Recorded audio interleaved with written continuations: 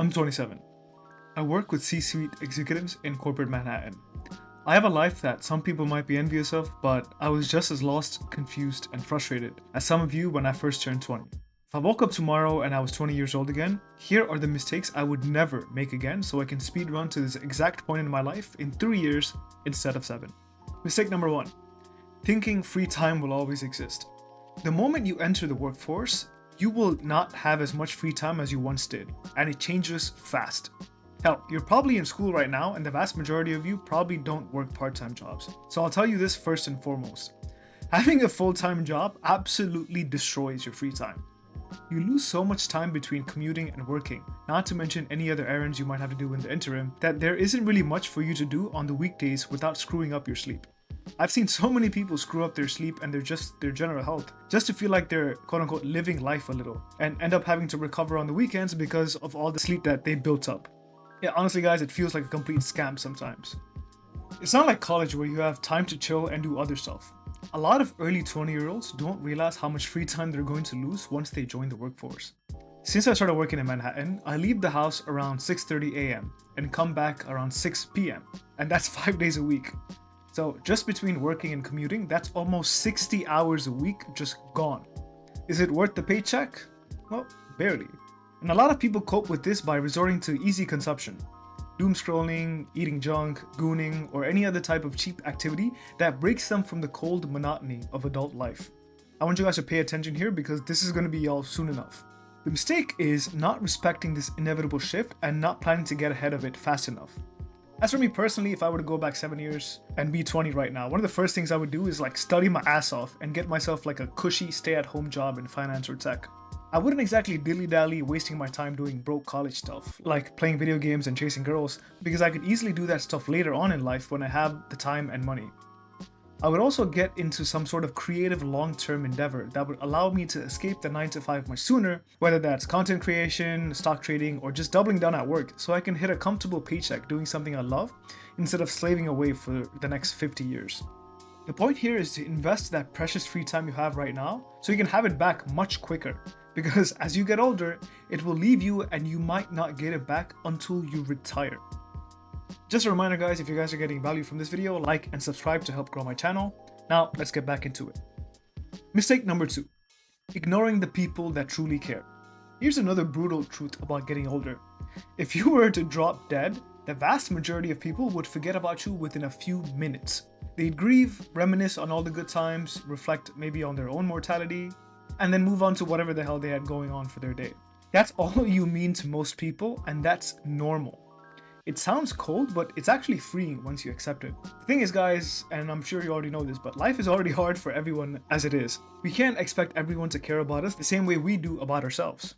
However, there are some people, and you know exactly who they are, that genuinely care about you and expect nothing in return. These are the real ones. They might be your parents, some members of your family, friends, teachers, whoever. When you're younger, you assume that friends and family will always be there. It feels like a permanent fixture of your life, but I can guarantee you it's not. People move, people change, people die, and everyone's carrying their own weight. Before you realize it, your circle gets smaller and the people who genuinely support you, who want the best for you without expecting anything in return, become increasingly rare. The mistake I made in my teens and early 20s was that I took them for granted. I thought to myself, oh, they'll always be around anyway, and just continued to go about my BS, while they quietly put up with me and still supported me without ever expecting anything back. It was only at 27, after losing one grandmother and having a family reunion in my home country, and actually seeing my last living grandparent, that I realized how important these people are. Invest time into people that give selflessly to you. The more time you have for them, the better quality support they're able to offer you. It creates this beautiful and powerful dynamic that will only get stronger and more profound as you go through this very tumultuous decade and give you a much needed support system to rely upon. Nowadays, I make it a point to catch up with all of my friends and family at least once a week, something that was unthinkable for me in the past. But having gone through life and seeing how hard and unforgiving it is, having people that have your best interests at heart is really truly a blessing, and one I cannot understate. Last year was an amazing year for me professionally, and while I'm grateful and proud of my accomplishments, my favorite memories were when I was back in Sri Lanka for the family reunion and just talking to all my cousins, aunts, and grandparents that I haven't seen in 15 plus years. It really puts into perspective what are the things that actually bring happiness in life, and it's never the capitalistic programming that you've been fed since you were in middle school. Mistake number 3, investing in external solutions. Maybe some of you can relate with this and maybe some of you can't, but I pride myself in being a go-getter. Once I decide to do something, I move heaven and earth to try and accomplish it as efficiently as possible. And that's great. It gives me a lot of agency and power in my own life because I feel like I'm the main character in my video game or anime, doing what it takes to fulfill my dreams and build the life that I want to live in. But here's the paradox.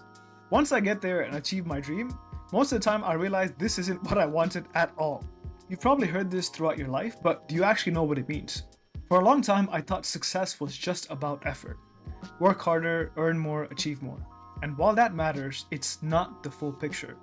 I work with the same C-suite executives that every finance graduate grows up wanting to be like, and let me tell you, it's the most eye-opening experience ever. These are the people who have spent decades grinding in high-pressure environments, and on paper they have everything. Money, status, influence, everything. But behind the scenes, a lot of them are exhausted, insecure, overworked, and just straight up avoiding themselves. And that made me realize something I didn't fully understand before. A lot of high-powered people that you probably look up to are insecure overachievers who've solved an internal problem with an external solution. This is a really hard one, guys, because at this age, so many things are happening so fast that you don't really have time to process your internal dialogue and how your inner child trauma is motivating you to do things that will never make you happy once you achieve them. You can win the external game and still feel like the same insecure kid underneath it. The fix for this is a bit uncomfortable, but I promise you it'll save you damn near decades in the long term. And that fix is simply to try your hand at different things. Don't just stick to the same tried and true path that everyone else advises you. Instead, try to do everything that you ever wanted to do. If you're in your 20s, especially early 20s, this is damn near the perfect time because, like I said, your options and free time are only going to shrink with every year anyway. By aggressively trying and experimenting and just genuinely putting yourself out there, you'll begin to discover what you truly value and what makes you tick, which is worth its weight in gold. By understanding your inner child, its traumas and wants, you're able to acknowledge and assure it instead of being led along a path of overachievement that leaves you feeling empty. You don't want to work so hard for something just to get to the finish line and decide, hey, this is not what I wanted all along. That's one of the worst feelings, guys, and I don't want it for any of you. Mistake number 4. Consumption over creation. Listen, it's no secret that the world is designed to keep you consuming for the rest of your life. Food, content, entertainment, dopamine, everything.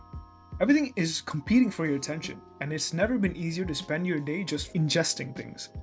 You can scroll for hours, watch videos, play games, and at the end of the day, it feels like you did something, but you know you didn't, and that's the trap. That's the reason why everything comes crashing down on you when you try to sleep at night, because you know you just wasted it on BS. Nowadays, I get that life feels like you're being pulled in all different directions. Whether it's school, relationships, family, or just the general doom and gloom of AI killing all of us eventually. Everything feels like it's going down the drain. This can cause us to become depressed and nihilistic because, after all, what's even the point anyway, if we're all gonna die? However, the grand scale of world events isn't an excuse for us to start self-sabotaging. We were put on this planet, so might as well try to be as happy as possible for as long as possible before we have to pack up and leave. What else do we have to lose? And here's the mistake I would fix regarding this.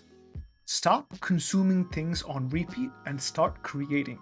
When you're passively consuming, whether that's food, doom scrolling, video games, or whatever, it amplifies this notion that life is happening to you. Think of it in gaming terms. There's a difference between a player and an NPC. Player has agency, they make decisions, they shape the story. The NPC just reacts to whatever the environment gives them. Passive consumption turns you into an NPC in your own life. I know a lot of people in my age bracket, like going on to their 30s, that have this exact same thought process now, so I'm trying to save you guys from that. And it happens much faster than you think. This is where creation comes in. By actively creating something or having a creative hobby, you are happening to the world. To do something that has some sort of positive impact because it reinforces to you that you can still make a happy little dent in the universe, however small it might be.